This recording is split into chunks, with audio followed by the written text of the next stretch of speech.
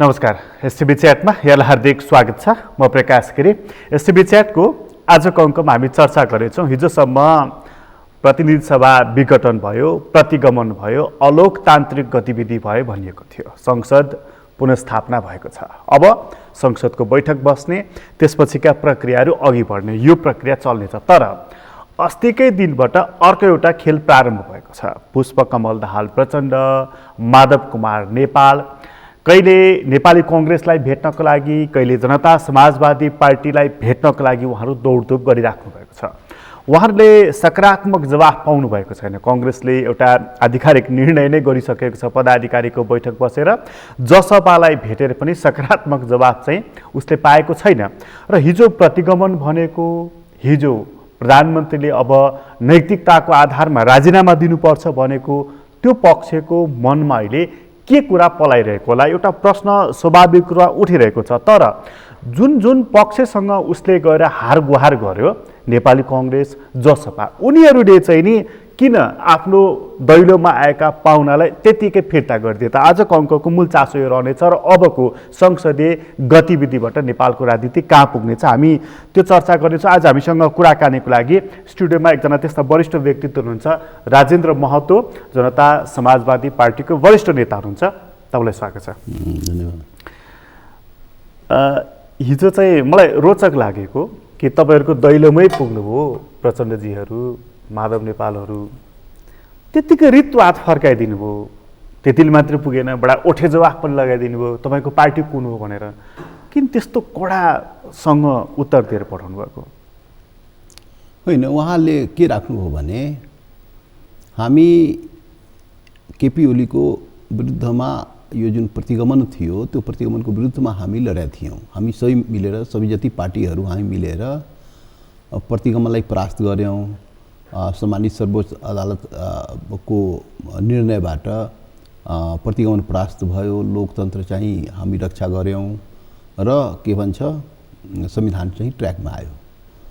अब यो भइसक्यो। अब चाहिँ आगामी दिनमा हामी सबै पार्टीहरू के भन्छ भने मिलेर जानुपर्छ, हामी सहकार्य गर्नुपर्छ भनेर उहाँले भन्नुभयो संसदमा। अनि त्यति बेला स्वाभाविक रूपमा हाम्रो मनमा एउटा जिज्ञासा आयो, कुन पार्टीको कुरा गर्नुभयो, तपाईँको कुन पार्टी हो? किनभने समूह भनेको त समूह भयो, पार्टी सिस्टममा त पार्टी चाहियो। अब भोलि संसदमा पनि पार्टी चाहियो, सरकार तपाईँ बनाउने कुरा गरिराख्नु हो, त्यसको लागि पार्टी चाहियो। त कुन पार्टी हो तपाईँको भनेर हामीले, किनभने उही पार्टी प्रतिगमन गर्ने पार्टी, नेकपा प्रतिगमनकारी पार्टी, र उही पार्टीका केही नेता चाहिँ प्रतिगमनको विरुद्धमा लड्ने पार्टी समूह के हो त्यो? त्यही पार्टी मेरो, त्यही पार्टी मेरो, प्रतिगमन गर्ने पार्टी पनि उनीहरूकै, प्रतिगमनको विरुद्धमा लड्ने पार्टी पनि उनीहरूको के हो? यो यस्तो लोकतन्त्रमा हुन्छ र? लोकतान्त्रिक मूल्य मान्यता, मल्टी पार्टी डेमोक्रेसी, संसदीय प्रणालीमा त्यसरी त गर्न मिल्दैन नि। जनतालाई गुमराह गर्ने, जनतालाई उल्लु बनाउने काम त गर्नु हुँदैन नि। आफ्नो नेता कार्यकर्ता समेतलाई परेशान गर्ने। यही प्रश्न तपाईँले उहाँहरूलाई गर्नुभयो? त्यो मैले भने। त्यसैले कुन पार्टी हो भनेर जिज्ञासा हामीले राख्यौँ। अब के जवाब आउनु? पार्टी नै छैन, के जवाब आउनु? उहाँहरूको भनाइ के थियो? अब उहाँ त्यो त पार्टी हाम्रै हो भने भन्छ, उनीहरूले पनि हाम्रै भन्न भन्छ। के हो त यो हाम्रै भन्न त क्लियर त गर्नु पर्यो नि। भनेपछि नेकपाको असली हकदारको हो, लाल पूर्जा कसको हातमा छ? अब त्यो पनि सरोकार हामीलाई छैन, नेकपाको असली हकदारको हो। तर हामीलाई कुरा गर्दाखेरि हामीले त कुन पार्टीसँग सहकार्य गर्ने? यदि सहकार्य गर्नु पर्यो भने कुन पार्टीसँग सहकार्य गर्ने? त्यो त क्लियर हुनु पर्यो। दुईटै पक्षको रूपमा आइरहेको छ। त्यसैले यो हुँदैन, यसरी हुँदैन। यो गाई जात्रा नगर्नुहोस्। यो चाहिँ प्रष्ट रूपमा आउनुहोस् जनताको अगाडि। तपाईँको यो विचार हो, यो पार्टी हो, आउनु पर्यो नि जनताको अगाडि। तर तपाईँलाई थाहा होला नि त कि उहाँहरू यही प्रतिनिधि सभा विघटन भइसकेपछि अलग पार्टी गठन गऱ्यौँ हामीले। त्यो पार्टीको कुरा चाहिँ नि आधिकारिकताको कुरा निर्वाचन आयोगमा पुगेको छ र उहाँहरू अलग हो, केपी ओली अलग हो भन्ने कुरा त, त्यो त समूह, त्यो त ठिकै छ नि। पार्टी चाहियो के? अलग हो भने अलग पार्टी पनि चाहियो नि त। एउटै पार्टीको मान्छे भएर नि अलग अलग चाहिँ त्यो हुन्छ? त्यसरी हुन्छ? अनि हुँदाहुँदै संसदमा पनि भोलि सरकार बनाउनु पनि त्यसरी कसरी हुन्छ? त्यो त ल्याउनु पर्यो नि, प्रष्ट रूपमा आउनु पर्यो कुरा के। त्यसमा तपाईँलाई लागिरहेको छ यिनीहरू दुइटै मिलेर हामीलाई ठगिरहेका छन् भनेर? अब त्यो प्रश्न नपाड्नु त राम्रो भएन नि। यो त दलीय सिस्टमलाई धज्जी उडाउने काम न हो, लोकतन्त्रलाई धज्जी उडाउने, मल्टिपार्टी डेमोक्रेसीलाई, संसदीय प्रणालीलाई यसरी त हुँदैन। त्यो चाहिँ गाई जात्रै गर्नुहुन्न, प्रश्न आउनुपर्छ के। अहिले तपाईँहरूसँग प्रचण्डजीहरूले खोजेको चाहिँ केपी ओली प्रधानमन्त्री हुनुहुन्छ, उहाँलाई अविश्वासको प्रस्तावबाट हटाउन पर्यो, हाम्रो मात्रै बल पुगेन, तपाईँहरूले पनि काङ्ग्रेसले पनि हामीलाई सहयोग गर्नु पर्यो, मत दिनुहोस् भनेर मागे हो नि। उहाँको आशय त त्यही थियो। संसदमा भोलि जानुपर्छ, त्यहाँ केपी ओलीलाई कसरी हटाउने त्यो छ, त्यो योजना छँदैछ नि। अनि अविश्वास प्रस्ताव पनि अब सँगै मुभ गर्नलाई, एउटा मोर्चाबन्दी गर्नलाई पनि भनौँ नि संसदमा पनि त पार्टी चाहियो नि त, पार्टी त लिएर आउनु पऱ्यो नि त। त्यो चाहिँ भएन, त्यो हामीले भन्यौँ। अब यसमा के छ भने उहाँ सहकार्यको कुरा गर्दाखेरि त्यो उहाँको त आगामी दिनमा संसददेखि सरकारसम्म सहकार गर्ने भने न हो, इन्टेन्सन त्यही हो। अनि त्यहाँ हामीले भन्यौँ, ए प्रचण्डजी यो प्रतिगमन त हामी परास्त गऱ्यौँ, सर्वोच्च अदालतको निर्णयबाट परास्त भयो, तर तपाईहरूले संविधान निर्माण गर्दा ताका गरेको प्रतिगमन त सचिएको छैन नि। तपाईँ तत्कालीन त्यो काङ्ग्रेस, एमाले, माओवादी सबै मिलेर गोली चलाएर जनतामाथि अधिकार पहिचानको हत्या गरेर र नेपालको अन्तरिम संविधान सन्धि सम्झौताहरू जति पार्टीहरूसँग गर्यो त्यो त कुरा छोडिदिउँ, नेपालको अन्तरिम संविधान जो 7-8 दल मिलेर एउटा सहमतिको दस्तावेज तयार गरेका थियो, त्यो एउटा न्यूनतम एउटा थियो, हाम्रो सहमति थियो। त्यसबाट पनि पछि हटेर तपाईँ समेत पछि हटेर जनतामाथि गोलीबारी गरेर अनि संविधान निर्माण गर्नुभयो। त्यो पनि एक प्रकारको प्रतिगमनै थियो नि। संविधान नेपालको अन्तरिम संविधान भन्दा पनि पछि हटेर संविधान बनाउनु पनि प्रतिगमन हो। खोइ अधिकार, खोइ पहिचान, खोइ त्यो विगतमा आदिवासी जनजाति, थारू, मुस्लिम, मधेसी लगायत दलितसँग गरिएका सम्झौताहरू खोइ कार्यान्वयन गर्या, त त्यो प्रतिगमन त सचिएन नि त तपाईँले त्यो अहिलेको प्रतिगमन त सचियो, तर त्यो गरेको प्रतिगमन त सचिएन नि। त्यसको लागि पटक पटक हामी लड्यौँ, मर्यौँ, गोली खायौँ, यो देशको जनताले अधिकार पहिचान मागिरहेको छ, त त्यो चाहिँ तपाईँ गर्नुभएको छैन। त्यसैले सहकार्य कसरी हुन्छ? त्यो आन्दोलन गर्ने थरुवाट आन्दोलनकारी सांसद, जनताको मतबाट निर्वाचित सांसद रेशम चौधरी अहिले पनि जेलमा छ। दर्जनौँ लक्ष्मण थारू लगायत दर्जनौँ थरुवाट आन्दोलनकारीहरूमाथि त मुद्दा लगाइराखेको छ र त्यो मधेस आन्दोलनकारीमाथि मुद्दा लगाइएको छ भनेपछि कसरी सहकार्य हुन्छ? यो सहकार्य हुने अवस्था के छ त तपाईँहरूसँग? त्यसैले यो सहकारको सम्भावना छैन, यसरी हुँदैन।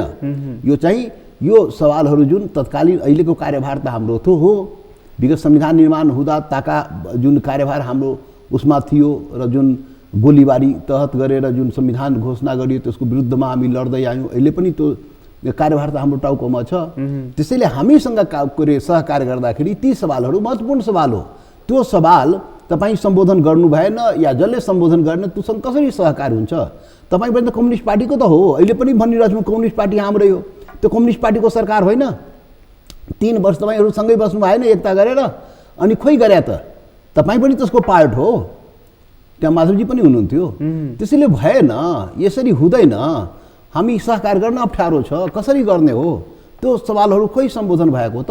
त्यो हामीले आफ्ना चिन्ता, आफ्ना पीडा, आफ्ना समस्याहरू हामी राख्यौँ। त्यो राख्दाखेरि चाहिँ ठिक छ, तर अस्ति प्रतिनिधि सभा विघटन भएपछि त्यसलाई प्रतिगमन हो भनेर तपाईँहरूले पनि भन्नुभयो, अरूले पनि भने, तपाईँहरूले पनि भन्नुभयो, प्रचण्डजीहरूले पनि त्यही भनिराख्नु भएको थियो। यदि त्यो प्रतिगमन हो भने प्रतिनिधि सभा विघटन गर्ने मान्छे प्रतिगमनकारी भइ नै हाल्यो।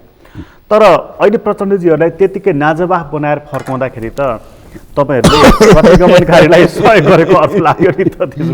त्यति बेला पनि हामीले भन्यौँ यो प्रतिगमन माथिको प्रतिगमन हो।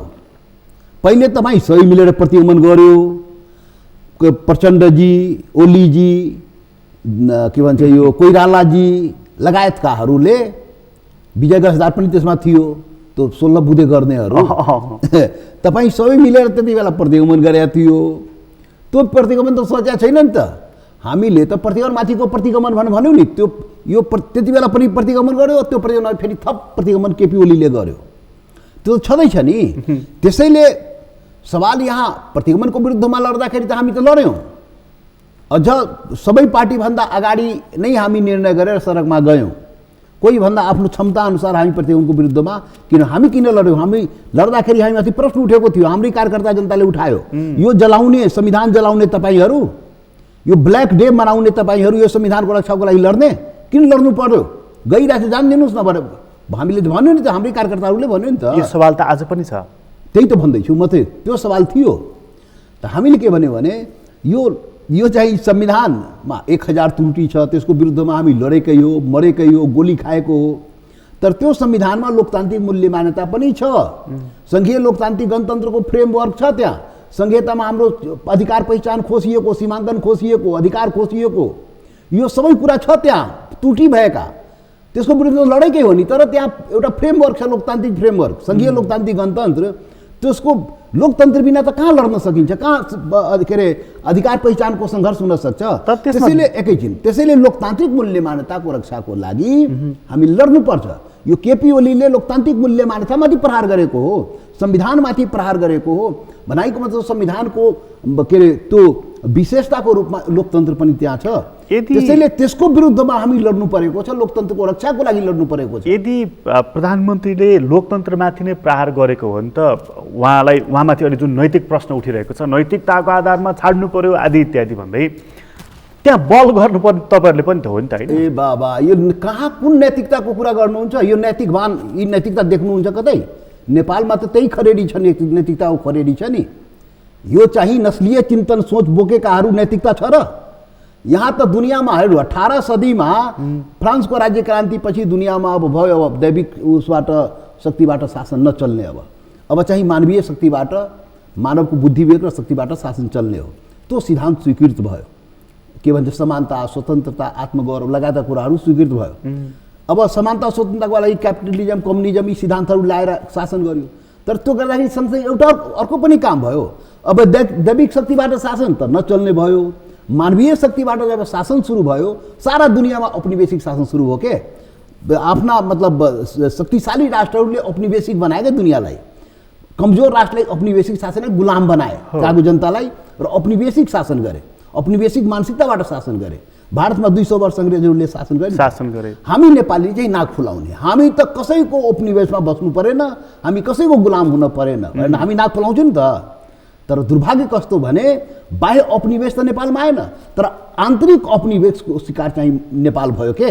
यहाँको जनता आन्तरिक औपनिवेशको शिकार भयो, आन्तरिक औपनिवेशिक चिन्तन सोचको शिकार भयो। यो चाहिँ यो बिचमा यो जति यो भनौँ नि, यो नेपाल निर्माणदेखि अहिलेसम्म विभिन्न कालखण्डमा एउटा नस्लीय चिन्तन सोचबाट शासन गरियो के? औपनिवेशिक चिन्तन सोचबाट शासन गरियो। त्यही चिन्तन सोचबाट संविधान बनाए, जनतालाई गुलाम मान्ने। यो मधेसी जनतै होइन, यो थारू त कहाँ हो? खत्तम। यो आदिवासी जनजाति त खत्तम हो, दलितलाई त कुटी कुटी मारिदिनुपर्छ। यो चिन्तन सोच बोकेका केही मुठ्ठीभर छ के? फेरि सबै होइन, फेरि नस्लीय भन्दा पनि त्यो चाहिँ कुनै जाति विशेष, कुनै समुदाय विशेष होइन, त्यसमा पनि मुठ्ठीभर, मतलब 1% भन्छु म, 1% चाहिँ त्यो नस्लीय चिन्तन सोच बोकेकाहरू अहिले पनि छन्। शासक अहिले पनि छन्। यी त के हो त यिनीहरू? अब यी शासक सम्भ्रान्त हो, चिन्तन सोच बोकेका। राणा शासन एउटा नस्लीय 104 वर्षको एउटा नस्लीय चिन्तन थियो के? राणा शासन भगाए, त्यसपछि त्यो नस्ल कहाँ आयो? राजा महाराजामा। त्यो पनि नस्लीय शासन चलाउन खोज्या नि त। त्यसपछि त्यसको अवतारको रूपमा केपी ओली प्रवृत्तिहरू के हो त? नस्लीय चिन्तन सोच बोकेका न हो। यी सबै जति मैले नाउँ भनिरहेको छु, यो औपनिवेशिक चिन्तन सोच बोकेका, त्यो मानसिकता बोकेका छन् के? हेर्नुहोस् के छ भने तपाईँ भन्नु होला, फेरि यहाँ त लोकतन्त्र छ, अड्डा अदालत सारा सबै छ, त भन्नु होला। के छ भने हामी के भन्ने गरेका छौँ भने औपनिवेशिक शासनलाई वैधता प्रदान गर्ने यी सब औजारहरू हुन् के? यो जति अलि कुरा, जति लोकतन्त्रमा जति अवयवहरू देखाइएको, यो सबै औपनिवेशिक शासनलाई वैधता प्रदान गर्ने औजारको रूपमा प्रयोग गरिएको हो। त्यसैले त्यो होइन। यो जबसम्म नत्र भनेपछि एकै मिनट रमाइलो कुरा गर्छु। नत्र दुनियाँमा यो सातवटा संविधान बन्ने, जनताले अधिकार पहिचान नपाउनु, दुनियाँमा एउटा संविधान बनाएर म भन्ने गएको छु। अमेरिका जस्तो 200-250 वर्ष भइसक्यो एउटा संविधान बनाएर दुनियाँको सबभन्दा शक्तिशाली राष्ट्र भए। छिमेकी भारत 70 वर्षमा एउटा संविधान बनाएर 50-100 पटक संशोधन गरेर शक्तिशाली राष्ट्र हुन गइरहेको छ। यहाँ 70 वर्षमा 7वटा संविधान बन्नुपर्ने, तर जनताले अधिकार पहिचान नपाउने। राणा शासन हुँदाहुँदै गणतन्त्र पनि पायौँ हामी। गणतन्त्रभन्दा राम्रो शासन दुनियाँमा हुन्छ? हुँदै हुँदैन। तर यो गणतान्त्रिक अवस्थामा सबै जनता चाहिँ खुस छैन। यहाँसम्म कि त्यो यो यो आदिवासी जनजाति मधेसी मुस्लिम थारूहरू कुरा त गरौँ, म आउँछ त्यो कुरा गर्छु अहिले यहाँ एकै मिनट अहिले जनता यहाँ खुसी छैन। एक मिनट यहाँ होली वाइन चाहिँ त्यो कुन संस्कृतिको रक्षा भइरहेको छ? मैले भन्न खोजेको के भने अहिले जनता खुसी छैनन्। अब त्यो जनता खुसी भएको त यही हाल हुन्थ्यो। अस्ति तपाईँले सुन्नु भएन, प्रधानमन्त्रीले 3 वर्ष पुगेको अवसरमा करिब 1.5 घन्टा सम्बोधन गर्नुभयो र कति प्रगति गऱ्यौँ हामीले भनेर चाहिँ उहाँले आफ्नो प्रगति विवरण 3 वर्षको बिचमा गरेको कुराहरूको प्रस्तुत गर्नुभयो। त्यो तपाईँले छुटाउनु भयो जस्तो लाग्यो मलाई क्या। भाषण त जति घन्टा गरे पनि भइहाल्नु नि त, के हो र प्रधानमन्त्रीले। अब के छ भने नारा त उहाँले दिनुभयो, सुखी नेपाली समृद्ध नेपाल। त नेपाली सुखी भयो, नेपाल समृद्ध भयो। म भन्छु, म खालि के यो शासनलाई मात्रै 3 वर्षलाई मात्रै मूल्याङ्कन गरेको होइन, म 70 वर्षको कुरा गर्दैछु, 270 वर्षको कुरा गर्दैछु। म त 270 वर्षमा यो देशमा शासन र संविधान पटक पटक फेरियो, विचार र व्यवहार फेरिएन के? विचार व्यवहार उही नस्लीय चिन्तन सोच विचार बोकेर शासन गरियो, संविधान बनाइयो। उही औपनिवेशिक चिन्तन सोच बोकेर शासन र संविधान बनाइयो र गरियो। कारण त्यो हो के? र त्यसको निरन्तरता, यो मानसिकताको निरन्तरता भनेको केपी ओलीसम्म हो। तर त्यसलाई त तपाईँले अस्ति 62-63 को आन्दोलन त्यत्रो संयुक्त आन्दोलन गर्नुभयो। यता तपाईँहरू 7 दल हुनुहुन्थ्यो, उता माओवादी थियो, त्यो सब मिलेर तपाईँहरूले केवल राजनीतिक व्यवस्था मात्रै परिवर्तन गरे होइन नि त, त्यो त सामाजिक आन्दोलन पनि थियो, एउटा ठुलो चेतनाको आन्दोलन पनि त थियो नि। हामीले त त्यही आशा गरेका थियौँ त, खोइ त हामीले सारा नेपाली जनताले त्यही आशा गरेको थियो। अब चेन्ज हुन्छ, परिवर्तन हुन्छ, अब नेपाल सम्पूर्ण नेपालीको हुन्छ। यो नेपाल निर्माण गर्दाखेरि 4 वर्ण 36 जातको साझा फुलबारी, अब नेपाल साझा फुलबारी बन्ने भयो। अब यो एकल राष्ट्रिय राज्यले नेपाल चल्दैन, अब बहुराष्ट्रिय राज्य नेपाल हो। यो विविधताले भरिएको देश हो। यो मतलब यो विभिन्न वर्ग समुदाय जाति के क्षेत्र भाषा लिङ्ग वर्ग सबै छ। त्यो यो सबैको नेपाल हो। एक भाषा एक भेष एउटाले त हुँदैन। एकल होइन कि बहुराष्ट्रिय राज्य हो यो। अब हामीले के आशा गरे? आज यसलाई फस्टाउने वातावरण त दिएको छ नि यो संविधानले, होइन? यहाँ एकल भाषा, एकल जाति, एकल वर्ग। बाबा होइन, त्यो चाहिँ घेराबन्दीमा राखेको छ नि। कस्तो छ भने संविधानमा अब त्यो के भन्यो, एउटा मात्रै कुरा दिएको छ, त्यो सङ्घर्ष गर्ने बाटो लोकतन्त्र भएकोले आफ्नो कुरा राख्ने मात्रै बाटो दिएको छ, गोली खाने अवस्था बनाइदिएको छ। संविधानमा संशोधनको बाटो पनि दिएको छ। आफ्नो अधिकार पहिचानको लागि गोली खान सक्ने अवस्था बनाइ। त निरङ्कुश शासन भए त बोल्न पनि पाउँदैन। शक्ति बनाऊ 2/3 र तिमी संशोधन गर भन्ने कति खुल्ला पनि राखिदिएको छ। त्यही म भन्दैछु। त्यो संविधानमा संशोधन गर्ने जुन सवाल भन्नुभयो, यहाँ त संविधान थोरै बनाउँछ। यहाँ नि यिनीहरू त बाइबल, कुरान, गीता, महाभारत पो लेख्दो रहेछ नि त। एक्चुअली बनाए अब संशोधन हुँदैन भनेर भनिदिन्छ के? यो दुनियाँको सर्वोत्कृष्ट भनेर भनिदिन्छ के? भन्नु 2047 सालमा जुन संविधान बन्यो, बहुदलीय व्यवस्था जो पुनर्स्थापन भयो, अनि काङ्ग्रेस, कम्युनिस्ट र राजाका प्रतिनिधिले संविधान बनायो होइन? अनि के भन्यो? यसमा फुल स्टपकोमा पनि फेर्नु हुँदैन, यो दुनियाँको सर्वोत्कृष्ट संविधान भनेर भनेन र त्यो संविधान नाश भयो। त्यो यही कारण हो कि 7-7 संविधान बनेर पनि कुन दिन यो संविधान पनि समाप्त गर्ने ठेकान छैन के? यो संविधान पनि कुनै दिन यो प्रतिगमनमाथि प्रतिगमन भइरहेछ। यो त गोल चक्करमा न फसेको। प्रतिगमन खालि केपी यहीले मात्रै भएको। योभन्दा पहिले राजा महाराजाले गर्थ्यो, राजा ज्ञानेन्द्रले गर्यो, त्योभन्दा पहिले के अरे राजा महेन्द्रले गर्यो। यो बिचमा अरू प्रधानमन्त्रीले पनि त्यो के अरे विघटन सिघटन के गरे। त भनाइको मतलब यो प्रतिगमन गोल चक्कर न हो, फेरि अर्को कुनै केपी ओली पैदा होला। यो त मानसिकता, जब त्यो चिन्तन सोच त्यस्तो मानसिकता भएपछि त्यो त कुन दिन खाइदिन्छ नि। जसरी 6वटा संविधान खायो, 7औं संविधान पनि कुन दिन नाश गरिदिने ठेगान छैन। यसको कारण के भने यो चाहिँ संविधान भनेको परिवर्तनशील वस्तु हो। तर जनताको माग अनुसार तपाईलाई नरुचेको संविधान भएको हुनाले कसैले खाइदियो भने पनि के टेन्सन भयो त्यो त? होइन, त्यसमा न त्यसैले त अस्ति पनि त हामी लड्यौँ नि त। मान्छेले त उठायो यो संविधान त तिमी जलाउने हो, जलाउने संविधानको रक्षाको लागि, त्यसमा लोकतान्त्रिक मूल्य मान्यताको रक्षाको लागि लडेको। लोक त यो संविधान समाप्त गर्ने त लोकतन्त्र। कालो दिवस किन मनाएको? कालो दिवस किन? त्यो दिन गलत काम भएको थियो, गलत संविधान जारी भएको थियो। त्यो अधिकार पहिचानका सवालमा त्यो जनताको अधिकारको के अरे त्यहाँ जुन प्रावधानहरू भित्रका राखिएका प्रावधानहरू गलत हो, गोली चलाएर बनाएको संविधान हो, त्यसको विरोध थियो। त्यो चाहिँ हत्या हिंसा गरेर बनाइएको संविधान। यो प्रतिनिधि सभा विघटन गरेर केपी ओलीले एउटै चिज चाहिँ राम्रो गर्नुभयो कि तपाईँहरू समेतले यो संविधानलाई स्वागत गर्नुभयो, यसको रक्षाको लागि सडकमा उत्रिनु भयो होइन, एउटा चिज चाहिँ राम्रो गर्नुभयो नि उहाँले सबैलाई संविधानको पक्षधर बनाइदिनु भयो क्या होइन। संवैधानिक मूल्य मान्यताको त रक्षा हुनुपर्छ, लोकतान्त्रिक मूल्य मान्यताको। अब अर्को सालदेखि त ब्ल्याक डे मनाउनु, ब्ल्याक डे मनाइन्छ, संविधानको त्रुटि करेक्सन भएको हो र त्यही कुरा त म हिजो प्रचण्डजीलाई भने, यस प्रचण्डजी तपाईँको लागि केपी ओलीको प्रतिगमन त भयो, करेक्सन भयो, हाम्रो लागि पनि भयो, तर योभन्दा पहिले गरेको प्रतिगमनको करेक्सन त भएको छैन नि। त्यसैले त्यो प्रतिगमन जुन संविधानमा भएको त्यसको लागि त सङ्घर्ष जारी रहन्छ नि, त्यो त सङ्घर्ष जारी। अझ त्यतिले पनि अब त अहिलेको कार्यभार न यो संविधान संशोधनको कुरा हो। एक मिनट प्रकाशजी, अहिलेको कार्यभार भनेको संविधान संशोधनको सवाल हो, रेशम रिहाई लगायत मुद्दा फिर्ता अहिलेको कार्यभार, तत्कालको कार्यभार। तर उहाँले फिर्ता गर्न सहयोग गर्छु भन्नु भएन, गरेको भए त गरिहाल्छ नि। 3 वर्ष कम्युनिस्ट पार्टीको प्रचण्डजीको पनि केपी ओली सबैको सरकार होइन। अब पनि चान्स छ नि, अर्को एउटा सम्झौता, अर्को एउटा सहमति, अर्को 2 बुँदा के फरक पर्छ? यही अस्ति पनि हामीले भनेको थियौँ, हामी 7 वर्षदेखि हामी राजपा हुँदाखेरि 7 वर्षसम्म यो हुँदैन, यो चाहिँ यो भुलभुलैयामा हुँदैन, यो सम्झौताबाट हुँदैन। अस्ति हाम्रो अहिले सँगै रहेको उपेन्द्रजी समाजवादी पार्टी हुँदाखेरि हामी भन्दै थियौँ नजाऊ, ठग छ, गर्दैन, पहिले गराएर मात्रै जाऊ भनेर भन्दै पनि होइन, गर्छ भनेर 2 बुँदे गरेर दौडिहाल्नु। अनि के गर्यो, हेरिहाल्नु हो नि। उही सरकार, उही प्रधानमन्त्री, उही केपी ओली, उही प्रचण्डजी सबैको सरकार न हो। त्यसैले यो भुलभुलैयामा हुँदैन, यो ठगौती बाहेक अरू केही होइन के। ठग्ने, जनतालाई झुक्याउने, यो गोलचक्कर फसाउने, सम्पूर्ण नेपालीलाई नै फसाइरहेको छ, हामीले मात्रै होइन सबैलाई फसाइरहेको। एउटा प्रश्न त तपाईँहरूले उपेन्द्रजीलाई पनि गर्नुपर्ने हुन्छ नि, उहाँ पनि त करिब 1 वर्ष चाहन्छन् त यो सरकारमा रहनुभयो, त्यतिन्जेल चाहिँ रेशम चौधरी लगायतको मुद्दा, संविधानको संशोधनको या भनौँ पुनर्लेखनकै पनि मुद्दा थियो उहाँको। त अझ तपाईँहरू संशोधन भनिराख्नु भएको थियो, उहाँ त पुनर्लेखन भनिराख्नु भएको थियो। त्यो चिज चाहिँ कहाँ गयो उपेन्द्रजी, तपाईँले उठाउनु भएन एकचोटि भनेर सोध्नु भएको छ। आज त एकै ठाउँमा हुनुहुन्छ नि। जानुभन्दा पहिले पनि उठाएको थिएँ र नगरेपछि त्यो एकताको कुरा जब भयो भने तपाईँ छोड्नुहोस्, त गर्दैन, तब छोडेर आउनुहोस् अनि मात्रै एकता हुन्छ भने होइन। अनि छोडेर आएपछि एकता भएको होइन, सरकारमा रहेसम्म त हामी एकता गऱ्यौँ नि त, किन हामीले थाहा थियो गर्दैन, यो बेइमानहरू छन्, यो केही पनि गर्नेवाला छैन।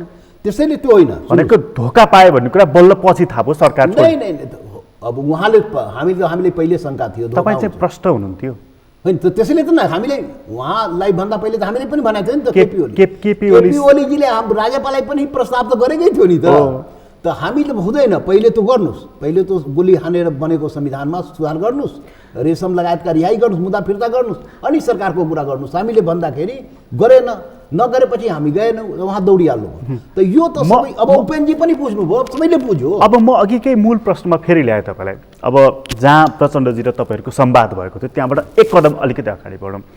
अब 1 हप्तापछि त संसदको बैठक बस्छ। संसदको बैठक बस्दाखेरि अघि तपाईँले एउटा मिठो कुरा गर्नुभयो, उहाँहरूको पार्टी कुन हो? नेकपा त अहिले पनि छ, कम्युनिस्ट पार्टी, त्यही पार्टी सत्तारूढ, त्यही पार्टीको एउटा समूह, आउनु सहकार्य गरौँ भन्ने हामीले कसरी विश्वास गर्ने एउटा महत्त्वपूर्ण सवाल तपाईँले उठाउनु भएको छ। र यो सवाल पर्सि जब संसद बस्छ त्यहाँ त झन् घनघोर रूपमा उठ्छ। त त्यति बेला तपाईँहरूलाई उहाँहरू कुन ठाउँ बस्नुहुन्छ? नेकपाको यहाँ त्यहाँ सिट अलटमेन्ट हुन्छ, उहाँहरू कहाँ बस्नुहुन्छ? प्रतिपक्षमा कि सत्ता पक्षमा? त्यही त कहाँ बस्नुहुन्छ? त यो त भएन नि, राजनीतिमा नैतिकता त हुन्छ नि, सारा नैतिकता खरि गुमाइदिने अनि राजनीति गर्ने हुँदैन नि के। यहाँनिर तपाईँले देखेको प्रचण्डजीको गल्ती के हो?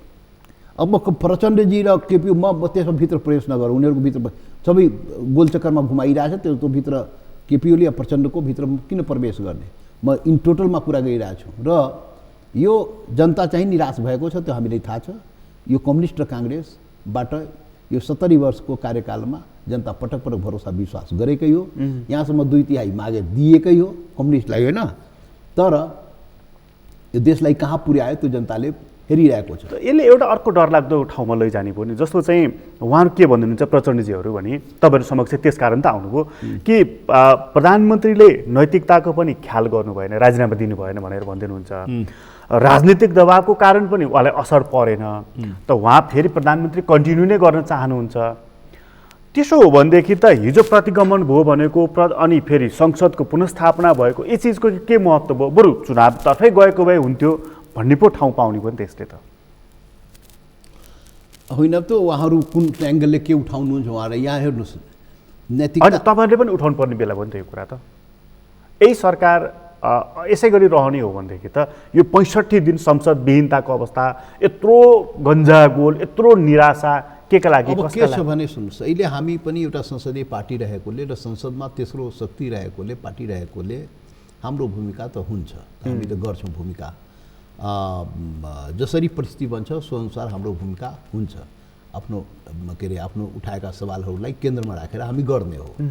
तर हाम्रो यो गोल चक्करबाट नेपाल निस्किनुपर्छ, त्यसको लागि यो पार्टी निर्माण। जनता समाजवादी पार्टी यो गोल चक्करमा फसेर, यो केपी र प्रचण्डको चक्करमा र देउपाको चक्करमा फसेर त्यो समय बर्बाद गर्ने होइन के। संसदमा रहेकोले भूमिका निर्वाह हुन्छ, त्यो गर्दाखेरि जनतालाई केन्द्रमा राख्ने, आफ्नो सवाललाई केन्द्रमा राख्ने, राखेर गर्ने। तर हाम्रो यो जनता समाजवादीको निर्माण कुन खास उद्देश्यको लागि भएको हो? त्यो उद्देश्य भनेको जनता निराश भएको छ, जनता फ्रस्ट्रेसनमा छ। अब मल्टी पार्टी डेमोक्रेसीमा उसलाई पार्टी चाहियो, वैकल्पिक शक्ति चाहियो। वैकल्पिक राजनीतिक शक्ति निर्माणको लागि हामी चाहिँ गोलबन्द भएका छौँ।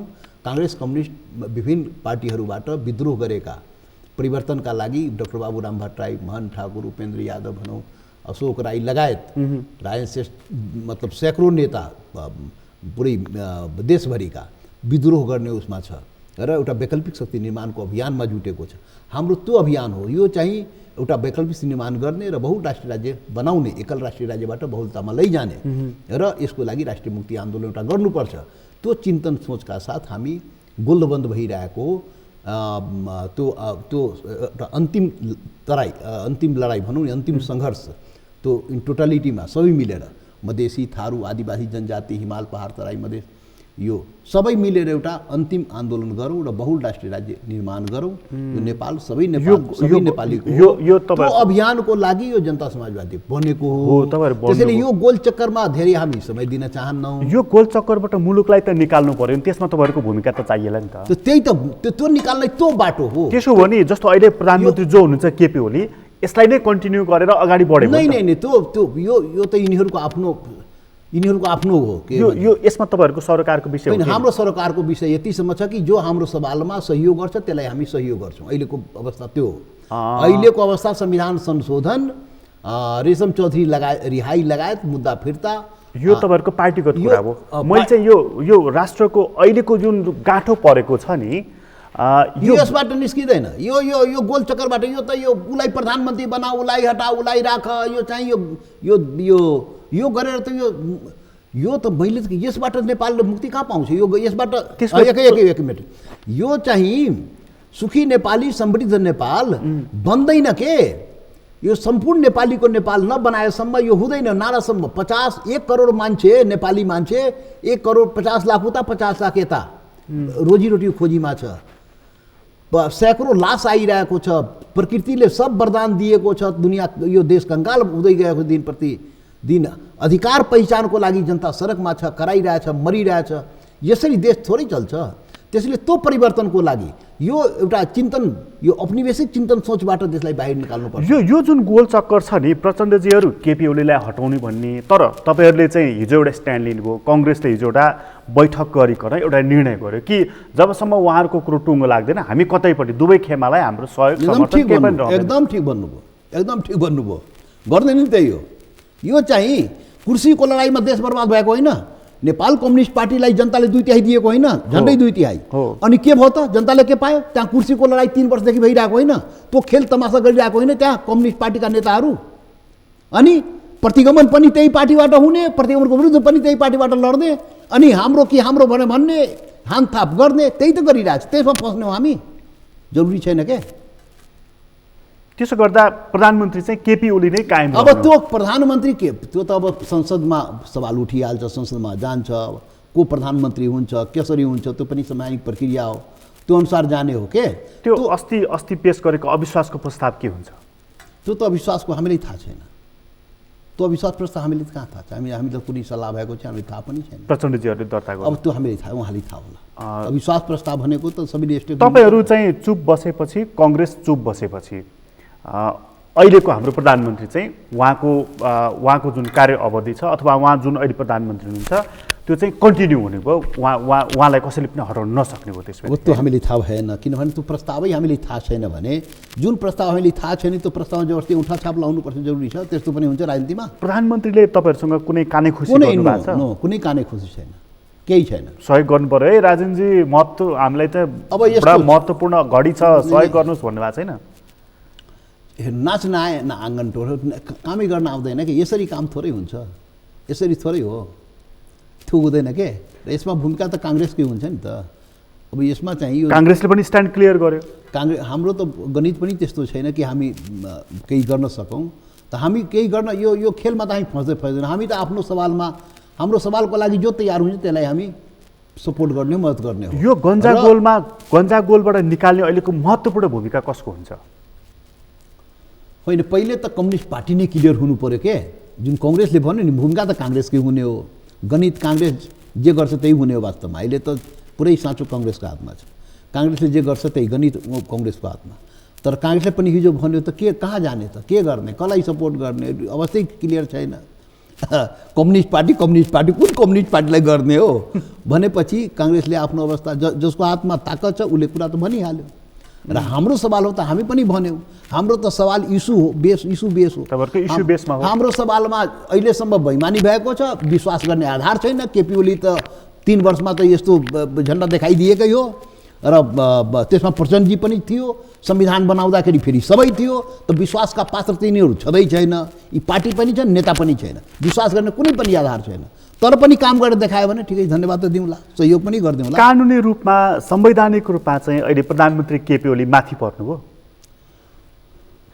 माथि पर्नुभयो अहिले प्रधानमन्त्री कुर्सीमा छ त त्यसै पनि माथि देखिया छ नि त। प्रधानमन्त्रीबाट हटेपछि सबभन्दा फेरि तलै जान्छ नि त। तर उहाँ हट्ने आधारै देखिएन। कुनै सादा के भन्छ पुरै आजीवनै प्रधानमन्त्री कुनै व्यक्ति बस्छ, केपी ओली बस्छ या कुनै पनि बस्छ। तर उहाँलाई हटाउन सक्ने त कुनै प्रावधान देखिएन नि अहिलेको सन्दर्भमा।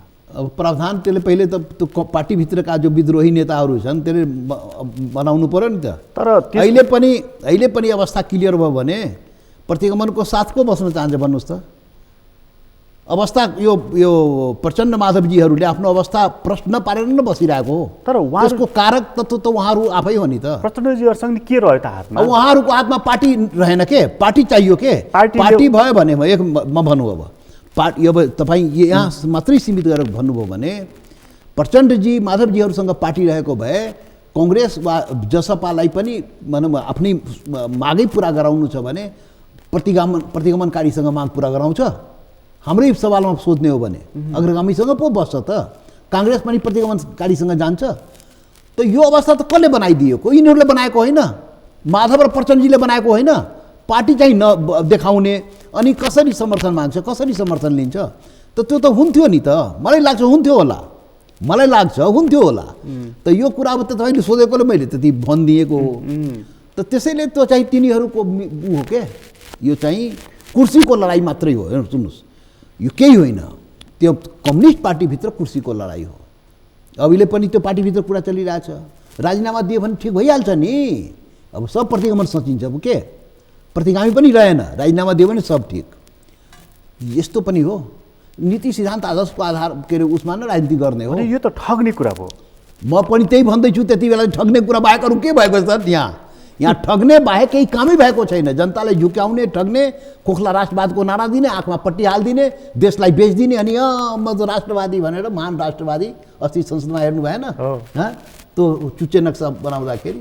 अनि के गरे हो त? तपाईँ पनि बडा चम्केर बोलिराख्नु भएको थियो। त्यति बेला त सारा दुनियाँले वाह कमाइराख्नु भएको थियो राजेन्द्र महतो, वाह सारा जनताले हेरिरहेको थियो। अनि को प्रतिगमनकारी त बताउने मौका पाएको थिएँ, को राष्ट्रघाती हो त्यो भन्न के अरे बताउने अवस्था, त्यो पनि प्रमाणका साथ। त त्यो चाहिँ देश र जनताले थाहा पाउँदो रहेछ के, समयमा थाहा पाउँदो रहेछ। प्रधानमन्त्रीलाई राष्ट्रवादी नेता भनेर त्यो दिन त झन् ठुलो प्रशंसा मिलेको थियो नि होइन? राष्ट्रघाती नेता, राष्ट्रवादी कहाँ, राष्ट्रघाती। महाकाली सन्धि गर्ने अहिलेको प्रधानमन्त्री होइन? अनि त्यो महाकाली सन्धिमै त्यो सिमाना क्लियर नगरेर सन्धि गरे होइन? अनि त्यही कुरा त मैले भनेको थिएँ, देश बेच्नै दे, यो अहिले फेरि त्यही पार्टमा त्यही चुचे नक्षत्र महाकाली के भन्छ यो कालापानी लिपुले त्यहीसँग सम्बन्धित होइन अनि अहिले नक्सामा राखेर राष्ट्रवादी बन्ने। त्यसैले यो देशमा हेर्नुहोस् न पुरो इतिहासमा जति पनि राष्ट्रघातका जुन परिभाषाभित्र परेका कामहरू कसले गरेको छ, यो नस्लवादी चिन्तन सोच बोकेकाहरूले गरेको हो के। यो औपनिवेशिक शासन चलाउनेले गरेको, देशलाई बर्बाद गरेको, घात गरेको, राष्ट्रघात गरेको। तर राष्ट्रवादको मुखौटा चाहिँ अगाडि लगाएको छ, जनतालाई ठगेको छ। त सिधा था जनताको त दोष के, जनतालाई त हाम्रो अब त्यो मिडिया पनि छैन, ताकत पनि छैन, सङ्गठन पनि छैन। अब तपाईँहरूको माध्यमबाट बोल्ने हो, कतिसम्म पुग्ने हो जनतामा। त्यसैले अब त्यो सबै साथ देशलाई पुरै के अरे काण्ड पुरै देशलाई लुटेर राखेर त्यसको दुरुपयोग गरेर शासन सत्ता चाहिँ यो शासन चिन्तनका शासन सत्ता वर्षौँ वर्षदेखि 270 वर्षदेखि चलाएको छ। अब के गर्ने, अब जनताको हातमा त ताकत छैन नि त। यो जनता जुन दिन बुझ्छ त्यो दिन ताकतको प्रयोग हुन्छ। यो अहिलेको हाम्रो जुन संविधान छ नि, तपाईँले एउटा महत्त्वपूर्ण कुरा गर्नुभएको थियो कि कम्तीमा यसमा लोकतान्त्रिक आवरण त छ, अवयवहरूमा केही शान्तिना कुराहरूमा विमति छन्, तर लोकतान्त्रिक त छ कम्तीमा पनि यो संविधान भन्ने। त्यसबाट एउटा प्रमाण के छ भने 30 वर्षको पञ्चायत निलकुञ्ज पञ्चायत कालमा बोल्ने अधिकार थिएन, लड्ने अधिकार थिएन नि। त्यो त छ, अहिले त छ नि। त्यसको लागि संवैधानिक त्यो लोकतान्त्रिक मूल्य मान्यताको रक्षाको लागि हामी जहिले पनि तयार रहन्छौँ। यो संविधान बरु यिनीहरूलाई चाहिँदैन, बरु यिनीहरू त भागभन्डा गरिहाल्छ, जता पनि भागभन्डा गरिहाल्छ के। तर हामी जो यहाँका जो उत्पीडनमा परेको जनता आफ्नो अधिकार पहिचानको लागि जुन लड्नुपर्ने अवस्था हो त्यो लोकतान्त्रिक अवस्था मात्रै लड्न पाउँछ, हाम्रो लागि चाहिन्छ। यो संविधान कति सुरक्षित छ? अरे जुन देशमा 6वटा संविधान बनाएर फालिसक्यो, यो 7औं संविधान पनि कुन दिन सकिन्छ, किनभने त्यो संविधान आवश्यकताअनुसार संशोधन भइरहेको छैन। जो संविधानमा यो देशका आदिवासी जनजाति अपनत्व ग्रहण गर्न सकेन, मुस्लिम थारू मधेसीले गर्न सकिरहेको छैन, यो शोषणमा परेको जनताले गर्न सकिरहेको छैन। त यो जबसम्म हाम्रो संविधान हाम्रो नभएसम्म राम्रो हुँदैन के। संविधान जबसम्म जनताको लागि संविधान बन्दैन, जनताले अपनत्व हासिल गर्दैन, त्यो संविधान कहिले पनि टिकाउ हुँदैन। त यो जुन हाल 6वटा संविधानको भयो, यही अवस्था राखिराख्ने हो भने 7औं संविधानको हाल पनि त्यही हुन्छ। तर यसलाई बाइबल कुरान गीता नबनाएर जनताको माग अनुसार जनताको यो नस्लीय चिन्तन सोचबाट बाहिर निस्किएर, औपनिवेशिक चिन्तन सोचबाट बाहिर निस्किएर ल बहुराष्ट्रिय राज्य हो, यो सबैलाई यो धोती लाउनेको पनि राष्ट्र, टोपी लाउनेको पनि राष्ट्र हो, यो नेपाली बोल्नेको पनि राष्ट्र हो, मैथिली बोल्नेको पनि राष्ट्र हो, सबैको राष्ट्र। यो चाहिँ शेर्पा तामाङ राई लिम्बू गुरुङ भोटे मगर नेवार बोल्नेको पनि राष्ट्र हो, बाहुन छेत्रीको पनि राष्ट्र हो, दलितको पनि हो, सबैको राष्ट्र हो। यो मानसिकताबाट देशको शासन र संविधान जुन दिन निर्माण र सञ्चालन हुन्छ त्यो दिन यो देश विविधतामा जान्छ, बहुलतामा जान्छ के। यो संविधानमा संशोधनको कुरा चाहिँ अहिले उठ्न थालेको छ, खास गरी प्रधानमन्त्रीसँग निकट रहेका मानिसहरूले पनि। त उनीहरू चाहिँ केमा संशोधन गर्न खोज्दैछन् र भन्दैछन् भने यो प्रदेश ज्यादा हो कि त यो हटाइदिउँ नभए पनि घटाइदिउँ।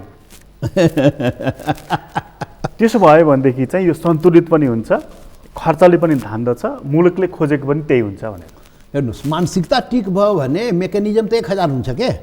मानसिकता ठिक भयो भने त उपायहरू त 1000 निस्किन्छ नि त। जे पनि नामाकरण दिन सकिन्छ, जे पनि स्ट्रक्चर ल्याउन सकिन्छ। पहिले त मानसिकतै ठिक हुनु पर्यो नि। अब यो देश सबैको हो, यो शासन प्रणालीमा सबैको अपनत्व होस्, संविधानमा सबैको अपनत्व होस्, सबैको प्रतिनिधित्व होस्, त्यो मानसिकता त ल्याउनु पर्यो नि। त्यो औपनिवेशिक चिन्तन सोच, औपनिवेशिक चिन्तन मतलब गुलामी गराउने चिन्तन सोच जुन हो, त्यो चिन्तनबाट मुक्त गर्नु पर्यो आफ्नो मानसिकतालाई। यो प्रदेशको सङ्ख्या चाहिँ बढ्दै भएको हो हामी कहाँ। अब त्यसैले त्यसमा प्रवेश नगरौँ भने मैले त्यो चिन्तन सोच्यो भने कति प्रदेश बनाउने, कुन आधारमा बनाउने, के पहिचान दिने, के अधिकार दिने, यो सबै कुरा क्लियर हुन्छ। जबसम्म मनमा खोट रहन्छ नि, मनमा पाप रहन्छ, तबसम्म केही संविधानमा लेखेर हुन्छ। मनमा पाप छ, त्यहाँ लेख्छ, के लेख्छ, अब त्यो एउटा घुमाइ के भन्छ नि, त्यो गोल चक्कर, त यो हुँदैन के। सरकारको मनमा पाप छ, सरकार भन्नु मतलब यो शासक सम्भ्रान्तहरूको मनमा, प्रधानमन्त्रीको शासक सम्भ्रान्तमा सबै पर्छ के। केपी ओलीदेखि लिई सबै शासक सम्भ्रान्तहरू न हो, जो यो चिन्तन सोच बोकेका सबै त्यही भित्र पर्छ, त्यही घेराभित्र पर्छ। यो औपनिवेशिक चिन्तन सोच बोकेकाहरूले त्यसलाई जोगाउनलाई यो औजारको रूपमा प्रयोग गरिएको यो के भन्छ भने यो यो ठिकठाक हो भनेर त्यो चाहिँ प्रयोग गरिएको हो क्या। अहिले चाहिँ एउटा भर्खर एउटा सरकारले निर्णय गर्यो नि, मलाई रोचक लागेको चाहिँ एक देश दुई दल तीन प्रदेश भनेर चाहिँ हाम्रो भनिराख्ने, बारम्बार भनिराख्ने सार्वजनिक मिडियामा ती व्यक्तिलाई चाहिँ लगेर अहिले प्रदेश 2 को प्रमुख बनाएको छ। अब त ठिक भयो होला नि। पहिले त एक दल पनि निर्दल भनेर त्यो चिन्तन सोचका साथ शासन गरियो। अनि भागभन्डा मिलेन। अब एउटा भएपछि त्यही चिन्तनभित्र बोकेका अर्कोले भ्याट हुँदैन, हामीले पनि चाहियो भनेर अनि बल्ल चाहिँ मल्टिपार्टीमा ल्यायो। अब मल्टिपार्टीमा ल्याए पनि त्यहाँ पनि स्वार्थी भयो नि त। अनि दुई आधारमा, क्यापिटलिजम कम्युनिजमको आधारमा शासन अझ पनि गर्छु, त्यो मीमांसबाट स्थापित भएको। हालाकि दुनियाँमा असफल भइरहेछ के, यो क्यापिटलिजम कम्युनिजम असफल भइरहेको, तर नेपालमा अझ पनि त्यसलाई क्यारी गरिरहेको छ। अब त्यो काङ्ग्रेस र कम्युनिस्टको नाउँमा नेपालमा अब दुई ध्रुव त हामीले पनि शासन गर्नु पर्यो। अब त्यसलाई कसरी घेरा भन्ने, दुई दल। अब दुई दल, एक देश दुई दल, त्यसमा घेराबन्दी गर्ने। यही हो नस्लीय चिन्तन सोच भनेको, औपनिवेशिक चिन्तन सोच भनेको यही हो। त्यो घेराभित्र आफ्नो स्वार्थको लागि शासन र संविधानको निर्माण गर्ने, सिस्टमको निर्माण गर्ने। त्यसो भन्ने मानिस त तराईमै जन्मेको मधेसी ब्राह्मण मानिस हो नि त है। त्यो औजार त सबै ठाउँमा छ नि। त्यो औजार त मधेसमा पनि छ, हिमाल पहाड सबैमा छ के। औजारको रूपमा प्रयोग हुने यही भित्रबाट न हो। कस्तो छ भने के भन्छ, तपाईँ कुनै खास व्यक्तिको नाउँ लिनुभयो, त्यस्तो त थुप्रो मान्छे छ, मधेसीमा पनि छ, सबै ठाउँमा छ। प्रदेश प्रमुख भएको हुनाले मात्र नाम लिएको मैले। ठिक छ। मिडियामा पनि छ, मिडिया पनि पालित पोषित, यही मानसिकताबाट पालित पोषित मिडियाहरू पनि छन् जो यसलाई प्रोटेक्सन गर्न चाहन्छ, यसलाई टिकाउ गर्न चाहन्छ। त्यसलाई टिकाउने यो मानसिकताबाट गरिने शासनलाई, संविधानलाई, शासनलाई टिकाउने त असफल प्रयास अन्तिम भइरहेको छ। यो अन्तिम असफल प्रयास हो। हिजै मात्रै गोकुल बास्कोटाले भन्नुहुन्थ्यो 95% मान्छे यो संहिताको विरुद्धमा छन् भनेर। तपाईँ बसेको ठाउँमा बसेर दाबी गर्दै हुनुहुन्थ्यो मसँग। उनलाई यो संविधानै 90%ले बनाएको भनेको छ नि त। यदि त्यही कुरा सत्य हो भने यो संविधान त अब 90% जनता, 95% जनताले चाहेको कुरा त अमर हुनुपर्छ नि। यही पञ्चायत कालमा भनेको थियो। यो चाहिँ सारा नेपाली पञ्च, सब पञ्च नेपाली, सारा नेपाली पञ्च थियो। त पञ्चायती व्यवस्था खोइ त सबै थियो भने किन टिकेन त? हो त प्रत्येक कालखण्डमा शासक सम्रान्तहरूले यस्तै सोच्दो रहेछ के, हरियाली नै हरियाली हेर्ने, सब ठिकठाक। प्रचण्डजीले अस्ति भने पार्लियामेन्टमा सब ठिकठाक भइसक्यो। अनि ठिकठाक भए त किन सडकमा कराइरहे? म भन्छु के भयो त? सब ठिकठाक त मैले भने होइन, हामी त भने सब ठिकठाक छैन। यो गलत संविधान, गलत तरिकाले भएको छ शासन।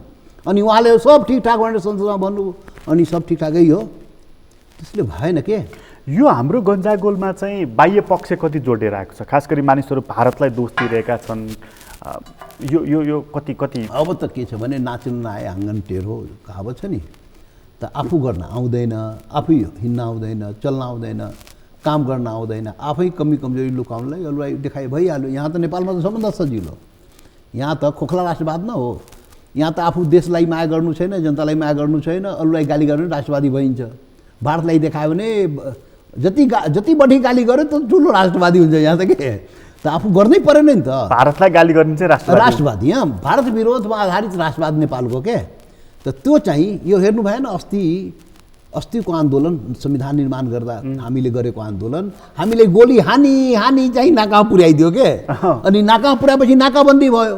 अनि नाकाबन्दी भएपछि यो मधेसी जनताले उठाएको सवाल पनि पुरा गर्नु परेन। भारतले नाकाबन्दी गर्नु देखाइदियो केपी ओलीले, अनि जनताले पनि मार्न पायो, भारतलाई पनि गाली गर्न पायो, महान राष्ट्रवादी भयो।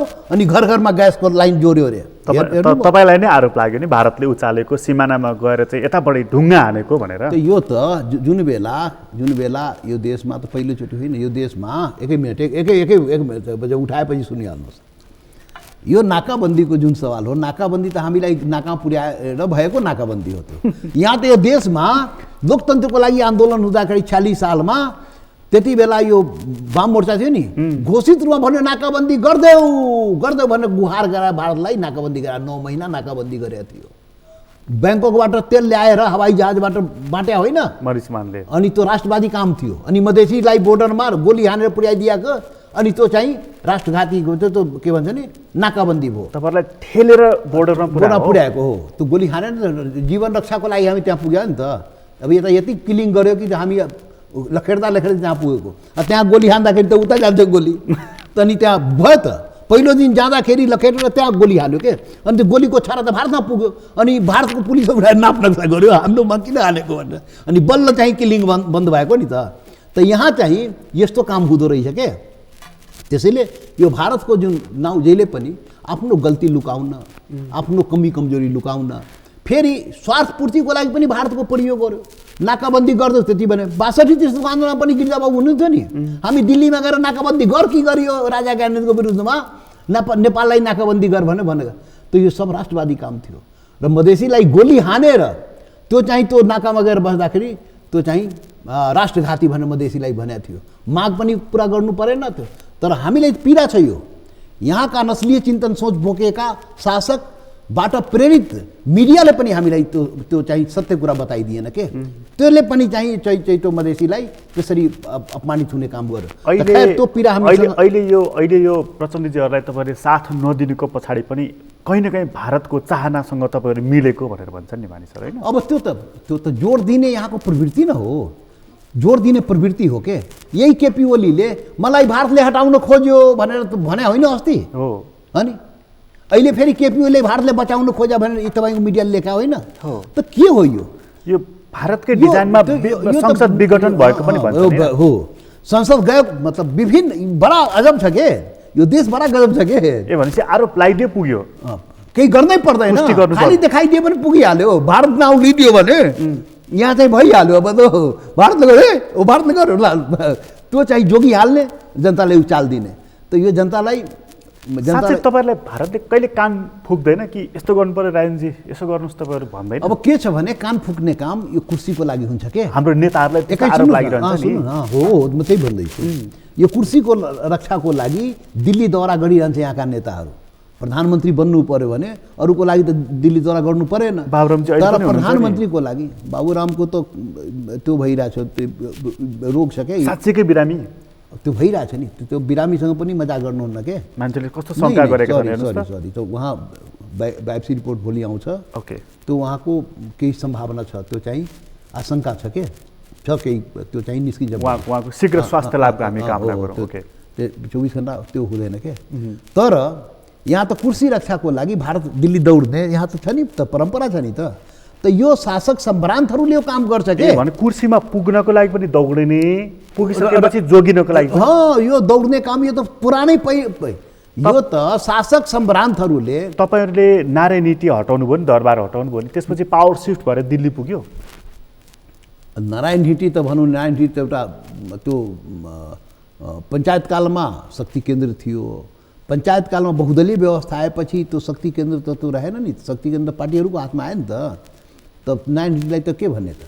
म अर्कै कुरा भन्दैछु, शासक सम्भ्रान्तहरू आफ्नो स्वार्थ रक्षाको लागि, कुर्सी रक्षाको लागि कहिले भारत, कहिले चीन, कहिले अमेरिका, कहिले अरूको नाउँ लिने गरेका छ, सहयोग पनि लिने गरेका थिए। शासक सम्भ्रान्तहरूको काम हो के। यो जनतालाई खोखला राष्ट्रवादको नारा देखायो, आफ्नो कुर्सी रक्षाको, स्वार्थ रक्षाको लागि कहिले भारतलाई प्रयोग गर्यो, कहिले चीनलाई प्रयोग गर्यो, अमेरिका युरोपलाई प्रयोग गर्यो। यो गर्ने गरेको छ, यो त जग जाहेर कुरा हो नि त। त्यसमा सबभन्दा चाहिँ आफ्नो गल्ती लुकाउनलाई भारतको नाउँ लियो भने सबभन्दा सजिलो नेपालमा हुँदो रहेछ के। त यो चाहिँ खोखला राष्ट्रवाद, यो टेक्निक तपाईँहरूले चाहिँ किन जान्नु भएन? अरू सबले प्रयोग गरे यो टेक्निक, तपाईँहरूले यो चाहिँ गलत हो। अनुभवी मान्छे हो तपाईँ, यो राजनीतिमा लाग्नु भएको छ। हो, ठिक। अब यहाँको मिडियालाई पनि, अब तपाईँबाट मेरो मित्र हो, तपाईँले मैले के भनौँ, यो देश योभन्दा कहाँ पुर्याउने अब त्यहाँ, अब यो चाहिँ देशलाई कहाँ लैजाने। दुनियाँको सबभन्दा कङ्गाल राष्ट्रको रूपमा नेपालको नाम आइसक्यो। 10वटा कङ्गाल राष्ट्र लेख्यो भने नेपालको नाउँ त्यहाँ आउँदो रहेछ। करोडौँ मान्छे देशभन्दा बाहिर गइसक्यो। यहाँ त रेमिन्डान्स नआउने भने भोकमरी हुन्छ नि त, खत्तम हुन्छ नि त। 50 लाख उता मान्छे त्यो चाहिँ बन्द भयो भने र 50 लाख नेपाली जो भारतमा छ सब नेपालमा फर्क्यो र 50 लाख उता छ खाडी मुलुकतिर, त्यो नेपालमा भयो भने यहाँ त 2-4 महिनाभित्र भोकमरी सुरु हुन्छ नि त। यो खुला सीमाको पनि लाभ हो हामीलाई। त यो त देश पुगिसकेको कहाँ त, देश त खत्तम भइसकेको छ नि त। अनि भन्नुहोस् त, यो शासन र संविधान यसैको लागि हो। यो शासन संविधान समृद्धिको लागि होइन, प्रगतिको लागि होइन, जनताको अधिकार पहिचानको लागि होइन। अनि जनताको अधिकार पनि नदिने, पहिचान पनि नदिने, अनि के भन्छन् यो सुशासन पनि पुरै जनताले निर्मला पन्तको बलात्कारी हत्यारालाई पक्राउ गर भने होइन, पुरै देशले भने यो त प्रत्येक घटना के हो। तर त्यो पनि त्यो यो कुनै कुनै एउटा हुन्छ के त्यो काण्डले भरिएको भने देश पुग्यो कहाँ? उति बेला त्यो पञ्चायतकालको नमिता सुमिता काण्ड जस्तो त यो देश पुग्यो कहाँ? मैले भन्न खोजेको प्रकाशजी एक मिनट मैले भन्न खोजेको के भने यो देशलाई कहाँ पुर्याउने हो त? यो देश खत्म भइसक्यो। प्रकृतिले सब थोक दियो नेपाललाई के। नेपाल सानो मुलुक 3 करोड भनेको सानो जनसङ्ख्या हो र प्रकृतिले वरदान यति दिया छ, हाइड्रोमा दोस्रो स्थान दिया छ नेपाललाई। तर अहिले पनि यो बिजुली चाहिँ 1600 मेगावाटमा 600 मेगावाट भारतबाट ल्याएर अनि बिजुली बार्नु पर्छ। यो 83,000 मेगावाट कहाँ गयो त? सैकड़ों वर्षदेखि पानी बगेर गइरहेको छ त गङ्गामा त। कोही राष्ट्रवाद त? त्यो राष्ट्रवाद त्यहाँ छ नि त। त्यो पानीलाई बिजुली उत्पादन गरेर खेतमा सिँचाइ गरेर त्यो सम्पन्न राष्ट्र बनाउनु पर्ने होइन। प्रकृतिले त्यस्तो पर्यटन दिया छ। हिमालय पहाड यहीँ, जनक बुद्ध जन्म्या यहीँ। यस्तो प्रकृतिले के दिया छ नेपालमा? सोना उब्जिने धरती, आकाशमा भगवान भरोसे त्यहाँ खेती हुने। भनाइको मतलब के को राजनीति भइरहेछ यहाँ? संविधान र शासन के को लागि भइरहेछ? यहाँ त खालि मजाक बाहेकहरू केही भएकै छैन। यो शासक सम्भ्रान्तको चिन्तनभित्र त्यो गोलचक्करमा मिडियादेखि लिएर सारा सबैलाई फसाइरहेछ। देशको समस्याको समाधान कहाँ लैजानुपर्ने हो? केही छैन। अनि हामीले बोल्यो भने हामीलाई त्यो उल्टै चाहिँ कहिले त तपाईँले भने जस्तै कोही ऊ देखाइदिने, कहिले त यो किन हामी यो सबै भनेको चाहिँ हाम्रो शासन सत्तामा रहेको जुन मानिसहरू छन् नि, जो पटक पटक प्रधानमन्त्री भए, राष्ट्रपति भए, त यी सब टेस्टेड फेलियर भन्ने कुरा प्रमाणित भएन? बिल्कुल जनताले पनि त्यही भन्न लाग्यो। अब यो टायर्ड, रिटायर्ड र रिजेक्टेड माल हो। टायर्ड, रिटायर्ड र रिजेक्टेड। तर विकल्प त पाइरहेको छैन नि त। पार्टी सिस्टममा त विकल्प चाहियो। त दुईवटा पार्टी अब हेर्नुहोस् न, यिनीहरू अब अर्को विकल्प आउला कि भने 2 पार्टी सिस्टममा लैजाने रे। मतलब काङ्ग्रेस कम्युनिस्ट 2 पार्टी सिस्टममा लैजाने। विकल्प जनताले खोजिसक्यो। घेराबन्दी अहिले पनि गरिरहेको छ क्या। त्यो त गर्छ। तर जनताले विकल्पको खोजीमा छ। हामी प्रयास गर्दैछ है। विकल्प यो हो कि होइन कि सडकमा चाहिँ राजा आऊ देश बचाऊ भन्ने नारा पनि लाग्यो? त्यो त हुनै सक्दैन। त्यो त हुनै सक्दैन नि। त्यो हुँदैन के। लोकतन्त्रमा घडीको सुई उल्टो घुम्दैन। घडीको सुई जनताले बचाउने हो के। राजा आएर देश बचाउँदैन, जनताले बचाउने हो। राजा त प्रतीक पात्र हो। कतै राजा पनि प्रतीकको रूपमा राखेको छ, त्यो आफ्नो ठाउँमा होला। तर बचाउने जनताले के, जनताले बचाउने हो। त जनताले बचाउनलाई अब यो जनताले पनि 2/3 मत दिएर पठाए, 5 वर्ष चलाऊ शासन गर जनताले भरोसा गरेकै हो नि त। केही चिज पनि सम्हाल्न नसकेर हातमा भएको बहुमूल्य पत्थर सडकमा ढुङ्गामा ठोकाएर फुटाएर। बिल्कुल। किनभने त्यहाँ स्वार्थ काम गर्यो के। सीमितमा स्वार्थ चाहिँ। अब विकल्प के बाँकी छ? विकल्प एउटा मात्रै हो। अब यो लोकतन्त्रमा, मल्टिपार्टी डेमोक्रेसीमा के अरे यो परिस्थितिको सुधारको लागि फेरि पार्टी नै चाहियो। अर्को पार्टी बाहेक अर्को हुँदैन के। त्यो राजा आऊ देश बचाऊ भनेर हुँदैन। राजा आऊ देश बचाऊ भने पार्टी सिस्टम खतम गरिदिने, मल्टिपार्टी डेमोक्रेसी खत्म हुन्छ। अनि लोकतन्त्र गयो भने राजतन्त्रको त शासन पनि हेऱ्यो नेपाली जनताले। त्यो समाधान होइन के। मल्टिपार्टी डेमोक्रेसी चाहियो भनेपछि लोकतन्त्रको विकल्प लोकतन्त्र नै हो। पार्टीको विकल्प पार्टी नै हो। त्यसैले वैकल्पिक शक्तिको निर्माणको लागि हामी प्रयास गरेको। काङ्ग्रेस, कम्युनिस्ट डाक्टर बाबुराम भट्टराई त्यो माओवादीहरू विद्रोह गरेर वैकल्पिक निर्माणको लागि आएको। अशोक राई त्यहाँ अधिकार पहिचान नभएपछि त्यो एमाले पार्टीबाट विद्रोह गरेर आएको। महन ठाकुर जस्ता व्यक्ति कङ्ग्रेसबाट विद्रोह गरेर आएका हुन्। हामी आफै 30 वर्ष अधिकार पहिचानको राजनीति गरेका। त्यसमा हजारौँ मान्छे हिमाल पहाड तराई मधेसका विभिन्न काङ्ग्रेस कम्युनिस्टबाट मान्छे विद्रोह गरेर वैकल्पिक निर्माणको अभियानमा प्रारम्भ भएको छ। सुरुवात मात्रै भएको छ। हामी प्रयास मात्रै गर्दैछौँ यो देश एउटा वैकल्पिक शक्ति पाओस् र यो देश नेपाल सम्पूर्ण नेपालीको बनोस्। तपाईँहरूसम्म पनि पुरानै हुनुभयो भनेर रविन्द्र मिश्रजीहरू भनिदिनुहुन्छ। अस्ति चाहिँ उहाँको सम्बोधन सुन्दै थिएँ मैले। हामी चाहिँ शासन सत्तामा आयो भने अहिले चाहिँ मधेस बेस राजनीति गर्नेदेखि काङ्ग्रेस कम्युनिस्ट यिनका ठुला नेताहरूलाई लगेर डक्कु जेलमा हाल्छौँ हामी भनेर उहाँको सार्वजनिक टिप्पणी। ठिकै छ नि, उहाँको विचार हो। त्यो कुरो जनतामा लैजानु पर्यो। तपाईँसम्म पनि जेल पर्ने हुनुभयो क्या? ठिकै छ, त्यो जनतामा लैजानु पर्यो। ठिकै छ नि। रविन्द्रजी आउनुभयो नि। अब त्यसमा म टिप्पणी नगरौँ। मलाई लाग्छ त्यो पनि नस्लीय चिन्तन सोचभित्रै बसेर काम गर्न खोज्या हो। जेल भन्ने कुराले त अलिक चसक्क हुन्छ होला नि त। त्यो पनि यो जति यो म देखिरहेको छु नि, अब यो धेरै यो शब्द प्रयोग गर्दाखेरि आफैलाई नराम्रो लागिरहेछ के। त केही छैन। यो चाहिँ त्यो मानसिकता छोड्नु पर्यो र यो वैकल्पिक शक्ति जनता बनाउन खोजेको हो र रविन्द्र मिश्र लगायत जो वास्तवमा यो कम्युनिस्ट र काङ्ग्रेसको फेलियोरबाट जनतालाई विकल्प दिन खोजेको हो, त्यो ताकत आउनु पर्यो, त्यो व्यक्तिहरू आउनु पर्यो, त्यो समूहहरू आउनु पर्यो, एक ठाउँमा गोलबन्द हुनु पर्यो। अहिले नागरिक समाज राम्रो कुरा गरिरहेको छ के, यो नागरिक समाज जुन सडकमा आयो बहुत ही इमान्दारीसँग सडकमा आएको छ र यो प्रतिगमन सचियो, यसले देशको समस्या समाधान गर्दैन ठ्याक्कै भनिरहेको छ। यो देशको समस्या कहाँ त्यहाँतर्फ लैजानुपर्छ, त्यसैले आन्दोलन सकिएको छैन, नागरिक समाजले भनिरहेको छ। बल्ल नागरिक समाज चाहिँ यो जुन हामीले कुरा गरिरहेको सही ठाउँमा आएको छ, सही ठाउँमा आएको छ र मलाई लाग्छ नागरिक समाजसँग बसेर नै यो वैकल्पिक शक्ति निर्माण र राष्ट्रिय मुक्ति आन्दोलनको जुन सवाल उठेको छ, यो देशमा अन्तिम आन्दोलन एउटा जरुरी छ क्या, सबै मिलेर नागरिक समाज। तेस्रो अन्तिम आन्दोलन त्यो राष्ट्रिय मुक्ति आन्दोलन हो भनेर नेपाललाई यो औपनिवेशिक चिन्तनबाट मुक्त गराउनु। अब हुन्छ त्यो त तयारी गर्नुपर्छ, टाइम लाग्छ नि त, तयारी गर्नुपर्छ, हुन्छ, त्यही त गर्ने हो। अन्तिम आन्दोलन भनेको त्यही हुने हो के, यो देशको निर्माण त्यहाँबाट सुरु हुन्छ के। यो गोल चक्करबाट नेपाल ननिस्केसम्म त नेपाल मरे पनि केही हुनेवाला छैन के। यसलाई कुर्सीबाट हटाऊ, उसलाई राख, त्यही त धन्दा भइरहेको छ। यही धन्दा चलिरहन्छ तर देश चाहिँ बन्दैन। त्यो त क्लियर हो। बडा महत्त्वपूर्ण कुरा गर्नुभयो, तपाईँलाई धेरै धेरै धन्यवाद। ल यहाँले पनि धन्यवाद। आदरणीय दर्शकबिन तपाईँलाई पनि धन्यवाद। आज हामीले कुराकानी गऱ्यौँ राजेन्द्र महतोसँग। उहाँसँगको कुराकानी अहिलेलाई यति नै। एसटिभी च्याटबाट म प्रकाश गिरीलाई बिदा दिनुहोस्। सगरमाथा टेलिभिजन हेर्दै गर्नुहोला। नमस्कार।